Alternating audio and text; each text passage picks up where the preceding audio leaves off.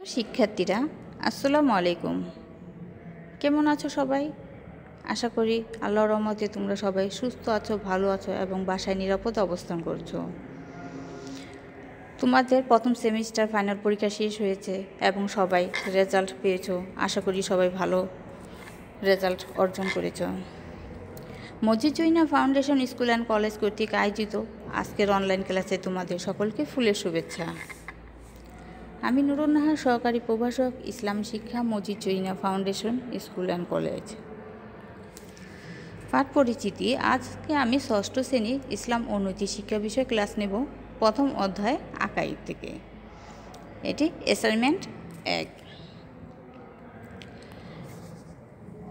সরকার কর্তৃক তোমাদের জন্য অ্যাসাইনমেন্টের ব্যবস্থা করেছে। করোনা পরিস্থিতির কারণে স্কুল বন্ধ থাকায় তোমাদের সারা দেশে অ্যাসাইনমেন্টের ব্যবস্থা করেছে।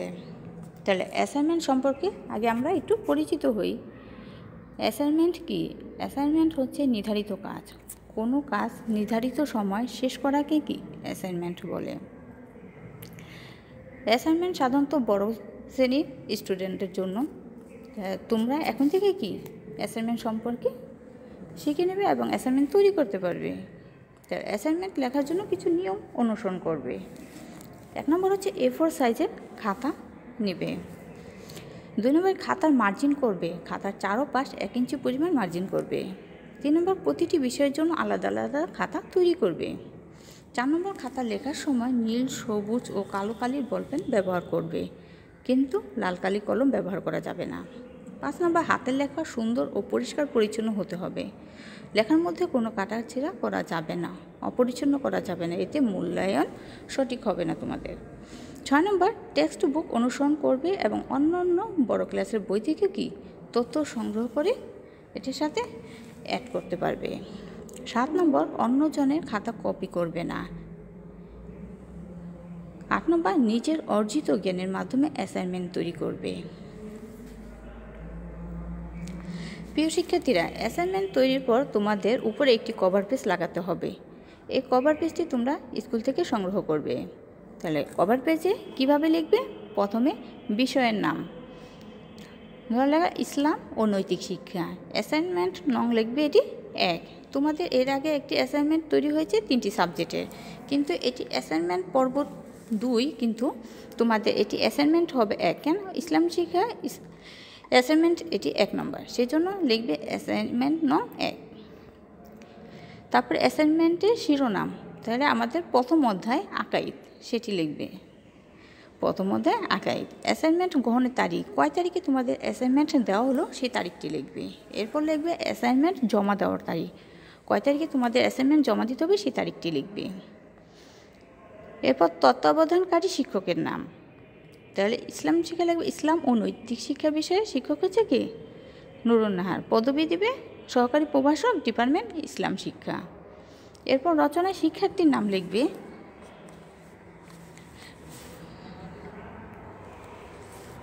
শিক্ষার্থীর নাম লিখবে, তারপর শ্রেণী লিখবে, শাখা, রোল, আইডি নং এগুলো লিখবে। এরপরে দেখো তত্ত্বাবধানকারী শিক্ষক কর্তৃক মূল্যায়িত। এইটি নিচের এই অপশনটি তোমরা পূরণ করবে না, এটি তোমাদের খাতা মূল্যায়নের ভিত্তিতে শিক্ষক তোমাকে এটি নাম্বারিং করবে। অতি উত্তম, উত্তম, ভালো এবং অগ্রগতির প্রয়োজন, এই 4টি অপশনে তোমাদের মূল্যায়ন করা হবে। এরপর আছে তত্ত্বাবধানকারী শিক্ষকের স্বাক্ষর, অভিভাবকের স্বাক্ষর এবং ক্লাস ইনচার্জের স্বাক্ষর। তো প্রিয় শিক্ষার্থীরা, তোমাদের এখন আমরা সরকার কর্তৃক যে অ্যাসাইনমেন্ট দেওয়া হচ্ছে সেই প্রশ্নগুলো আগে আমরা দেখি। হ্যাঁ, তোমাদের 100 মার্কের পরীক্ষা হবে 3টি পর্বে, 30, 30 এবং 40। এই প্রথম পর্বটি তোমাদের 30 মার্কের হবে। এই 4টি প্রশ্ন দেওয়া আছে, এই 4টি প্রশ্ন তোমাদের 30 নাম্বারে লিখতে হবে। 1 নম্বর হচ্ছে আল আসমাউল হুসনা বলতে কি বোঝায়। 2 নম্বর হচ্ছে আল্লাহ পাকের 5টি গুণবাচক নাম অর্থসহ লেখো। 3 নম্বর তুমি কিভাবে আল্লাহর গুণে গুণান্বিত হতে পারো। 4 দুনিয়া আখিরাতে শস্যক্ষেত্র, এটি ব্যাখ্যা করো। তো প্রিয় শিক্ষার্থীরা, তোমাদের প্রথম সেমিস্টার ফাইনাল পরীক্ষা প্রথম অধ্যায় আকাইদ সম্পর্কে পড়েছ, তাই এ সম্পর্কে তোমাদের অনেক ধারণা আছে। তোমাদের অ্যাসাইনমেন্ট তৈরি করতে কোনো কষ্ট হবে না, তোমরা সহজেই কি অ্যাসাইনমেন্ট তৈরি করতে পারবে। আমি তোমাদের ধারণা দেওয়ার জন্য কিছুটা লিখে দিয়েছি, তোমরা এর সাথে আরও কিছু অ্যাড করে নিবে। তা প্রিয় শিক্ষার্থীরা, 1 নম্বর প্রশ্ন দেখো, আল আসমাউল হুসনা বলতে কি বোঝায়? আল আসমাউল হুসনা দুটি আরবি শব্দ। আসমা অর্থ হলো নামসমূহ, আর হুসনা অর্থ হলো সুন্দরতম। সুতরাং আসমাউল হুসনা অর্থ হলো সুন্দরতম নামসমূহ। আল্লাহ তাআলা সকল গুণের কি আধার, যেমন সৃষ্টিকর্তা, রিজিকদাতা, ক্ষমাশীল, সর্বশক্তিমান ইত্যাদি। প্রতিটি নামই কি এক একটি গুণ বহন করে। আল্লাহ তাআলা কি অনেক গুণের আধার। এগুলো হলো আল্লাহ তাআলার গুণবাচক নাম। পবিত্র কোরআনে আল্লাহর অনেক গুণবাচক নামের কথা হয়েছে, এখানে এর সংখ্যা 99টি। আল্লাহ তাআলা এসব গুণবাচক নামকে একত্রে কি আসমাউল হুসনা বলা হয়। 2 নম্বর প্রশ্নে দেখো, আল্লাহর 5টি গুণবাচক নাম অর্থসহ লেখো। তা আল্লাহ তাআলা কি অনেক সুন্দর সুন্দর গুণবাচক নাম রয়েছে। এখানে আমরা 5টি গুণবাচক নামের অর্থ লিখব। তাই তোমরা যে কোনো জায়গা থেকে আল্লাহর 5টি 99টি নামের মধ্যে যে কোনো 5টি পরিচয় দিতে পারবে। আমি তোমাদের পাঠ্য বই থেকে 5টি নাম নিয়েছি, আর এগুলো একটু পরিচয় হিসেবে আর একটু বড় করে লিখবে। 1 নম্বর দেখো, আল্লাহ খালিক। খালিক অর্থ হচ্ছে কি স্রষ্টা বা সৃষ্টিকর্তা। আল্লাহ তাআলা হলেন কি বিশ্বজগতের সৃষ্টিকর্তা। 2 নম্বর, আল্লাহ মালিক। মালিক অর্থ কি অধিকারী। বিশ্বজগতে যা কিছু আছে সব কিছুর মালিক হলেন কি মহান আল্লাহ তাআলা। এই সকল কিছু কি মহান আল্লাহ তাআলা সৃষ্টি করেছেন। ক্ষুদ্র প্রাণী থেকে শুরু করে মানব জাতি, বড় বড় প্রাণী, সকল কিছুই কি আল্লাহ তাআলা সৃষ্টি করেছেন। 3 নম্বর, আল্লাহ করিম। করিম অর্থ হচ্ছে দয়াময়, মহানুভব, উদার ইত্যাদি। তাহলে আল্লাহ তাআলা কি উদারতা, দয়া, মায়া, ক্ষমতা ইত্যাদি গুণে কি পরিপূর্ণভাবে বিদ্যমান। আল্লাহ তাআলার সত্তায় কি এগুলো সকল কিছুই কি বিদ্যমান রয়েছে। 4 নম্বর, আল্লাহ আলিম। আলিম অর্থ হচ্ছে কি সর্বজ্ঞ, যিনি সব কিছু জানেন বা সকল জ্ঞানের অধিকারী। তিনি হলেন কি মহান আল্লাহ। আল্লাহ তাআলা কি আমাদের মনে অন্তরে কি আছে সকল কিছু কি আল্লাহ তাআলা জানেন। 5 নম্বর, আল্লাহ হাকিম। হাকিম অর্থ হচ্ছে কি প্রজ্ঞাময়, হিকমতের অধিকারী, সুনিপুণ, কর্মদক্ষ। মহান আল্লাহ তাআলা কি বিশ্বজগৎকে সর্বোত্তম দক্ষতার সাথে কি সৃষ্টি করেছেন, তেমনি মহান প্রজ্ঞা, সুনিপুণ ও সুদক্ষ কৌশলের সাথে আবহমান কাল থেকে পরিচালনা করে আসছেন। এই চন্দ্র, সূর্য, আকাশ, পাহাড়, পর্বত সকল কিছু কি আল্লাহর সৃষ্টি। তাই প্রিয় শিক্ষার্থীরা, আল্লাহর এসব গুণবাচক নাম তোমরা সুন্দর করে লিখবে। 3 নম্বর প্রশ্ন, তুমি কিভাবে আল্লাহর গুণে গুণান্বিত হতে পারো? হযরত মুহাম্মদ সাল্লাল্লাহু আলাইহি ওয়াসাল্লাম বলেন, তোমরা আল্লাহর গুণে গুণান্বিত হও। আল্লাহর গুণ হলো আল্লাহর গুণবাচক 99টি নাম। আল্লাহ তাআলার নামাবলী ধারণ করার অর্থ হলো সেগুলোর ভাব ও গুণ অর্জন করা এবং সেই সব গুণাবলী ও বৈশিষ্ট্য কথাবার্তা, কাজকর্মে, আচরণে কি প্রকাশ করা তথা নিজেকে কি সেই সব গুণের অধিকারী হিসেবে গড়ে তোলা। যেমন উদাহরণ হিসেবে আমি একটি দিয়েছি, আল্লাহ হলেন আল গাফফার, অর্থ আল্লাহ ক্ষমাশীল। আমাদের নবী সাল্লাল্লাহু আলাইহি ওয়াসাল্লাম ছিলেন কি ক্ষমার মহৎ উদাহরণ। তিনি তার চিরশত্রুকেও কি ক্ষমা করে দিয়েছেন। তাই আমরাও চেষ্টা করব কি মানুষ অন্যায় করলে তাদের ক্ষমা করে দিতে।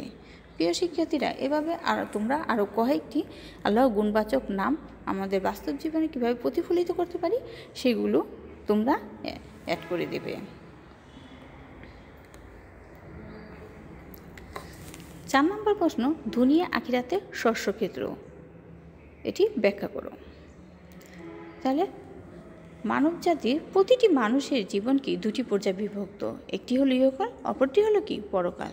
দুনিয়ার জীবন হলো ইহকাল, আর এটি হচ্ছে ক্ষণস্থায়ী। আর আখিরাত জীবন হলো কি পরকাল, সেটি চিরস্থায়ী। তাহলে যে কোনো মানুষ জন্মগ্রহণ করলে তাকে কি মৃত্যুবরণ করতেই হবে। তাই আমরা কি দুনিয়াতে সবাই বেঁচে থাকতে পারবো না, একদিন কি মৃত্যুবরণ করতে হবে। এই পৃথিবীর মায়া ছেড়ে সকল সম্পর্ক ছিন্ন করে একদিন সবাইকে কি চলে যেতে হবে পরপারে অনন্ত জীবনে। সেজন্য দুনিয়াতে কি আমাদের প্রস্তুতি নিতে হবে অনন্ত জীবনের জন্য। উদাহরণ হিসেবে দেখো, কৃষক শস্যক্ষেত্রে যা চাষ করে সে অনুযায়ী কি ফসল পায়। যেমন জমিতে ধানের বীজ রোপণ করলেও ফসল হিসেবে কি সে ধান পাবে। আবার গমের বীজ যদি রোপণ করে তাহলে ফসল হিসেবে কি সে গম পাবে, ধানের জায়গায় তো আর গম হবে না। তেমনি ভালোভাবে যদি আমরা চাষাবাদ করি তাহলে কি ফসলের ফলন ভালো হবে, আর যদি খারাপভাবে চাষ করি তাহলে কি ফলন ভালো হবে না। তাহলে দুনিয়া ও আখিরাতের অবস্থাটি কি ঠিক তেমন।